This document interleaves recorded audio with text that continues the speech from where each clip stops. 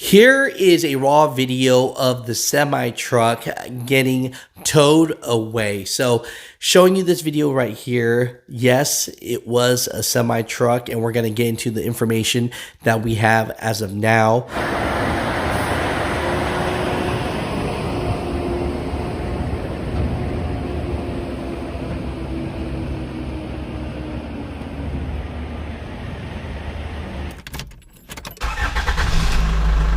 What's going on, Mother Truckers? Welcome to Mother Trucker News. Email us at muthatruckernews@gmail.com. Want to give you an update to this Philadelphia bridge that collapsed. Now, when you're reading through the comments from yesterday's video, everybody's saying, I don't see a truck driver. I don't see a semi truck. It's just another ploy to put truck drivers in a bad light. And no, a family actually reached out to ABC and is confirmed that this was a truck driver, and the truck driver's name was Nathaniel Moody. Now, what the family has said was this is actually a route that Nathaniel Moody has taken for a very long time. So this is not a new driver. This is a experienced truck driver. Of course, we'll never know now why this accident happened, but basically Nathaniel Moody crashed into the wall of the bridge, and when he flipped over, that's when the flames happened. And there's a lot of comments that say, how does cement burn? Again, I'm not an engineer. I'm not a scientist. I'm not here to tell you how this happened. I'm just giving you the information that was given to the world. So, Mother Truckers, I'm just letting you know this is the update as of now. All I want to say is they're talking about Nathaniel Moody, but no one's really saying anything in light of him. And so I just want to say, I appreciate you, brother. I thank you so much. Thank you for moving America. Thank you for risking your life. You know, you are one of us. And as a truck driver that is driving on the road today, you never know when today will be your last day. So just prayers to the family, prayers to Nathaniel Moody. And yeah, you know, it's a tragedy that this happened.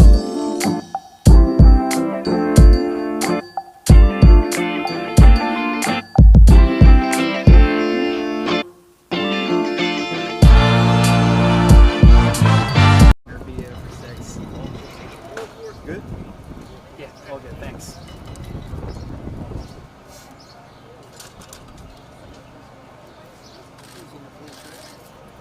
Black shirt.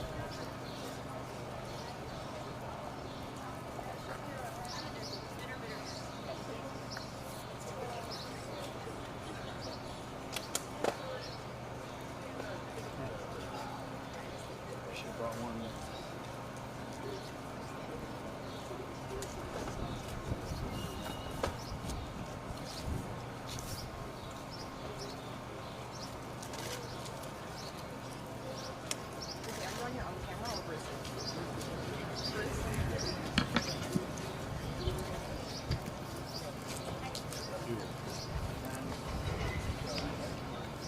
Just give us a second here to get situated.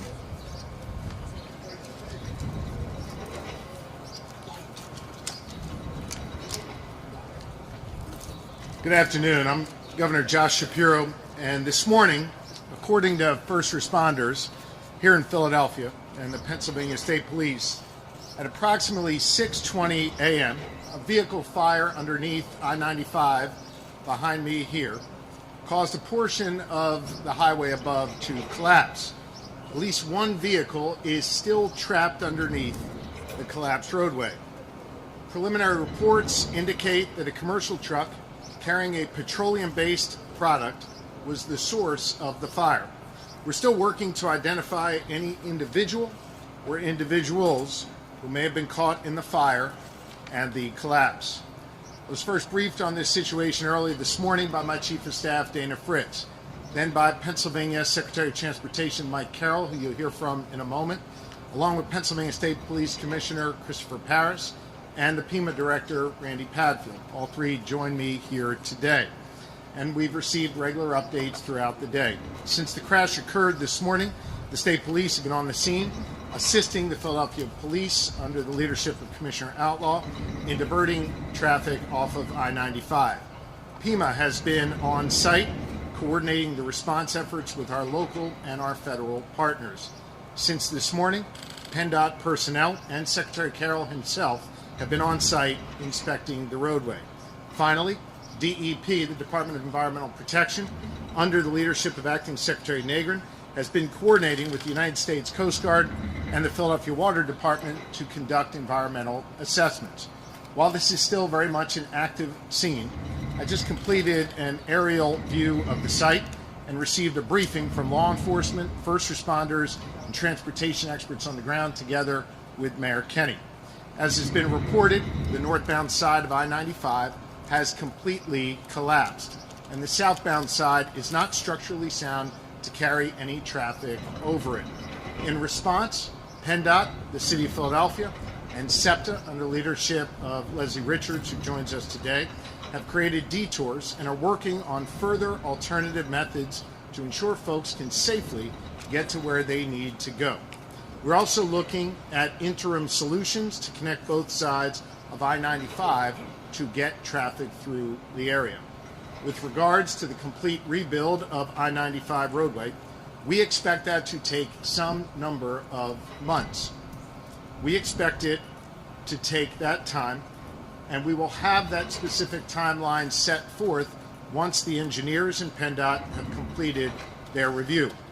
To expedite this process and to cut through the red tape, tomorrow morning I plan to issue a disaster declaration, allowing the Commonwealth to immediately draw down federal funds and move quickly to repair and reconstruct this roadway. I've spoken directly to Secretary Pete Buttigieg of the United States Department of Transportation, along with Senator Casey, Congressman Boyle, and other federal officials. My Chief of Staff has spoken directly to White House officials. All of our federal partners have pledged a complete and total support and assistance as we create alternative routes and as we rebuild I-95. Secretary Buttigieg has assured me that there will be absolutely no delay in getting federal funds deployed to quickly help us rebuild this critical artery. I-95, of course, is a critical roadway that supports our economy and plays an important role in folks' everyday lives. Our administration, together with the Kenny administration and all of our partners, are all hands on deck to repair this safely and as efficiently as possible. For those who need up-to-date information on detours, my administration has just set up a website, pa.gov/I-95 updates. You can go there for regular information. I want to thank our local, state, and federal partners, as well as our partners in New Jersey and Delaware, who together with our law enforcement and first responders and community leaders are all working together constructively and methodically to address this disaster.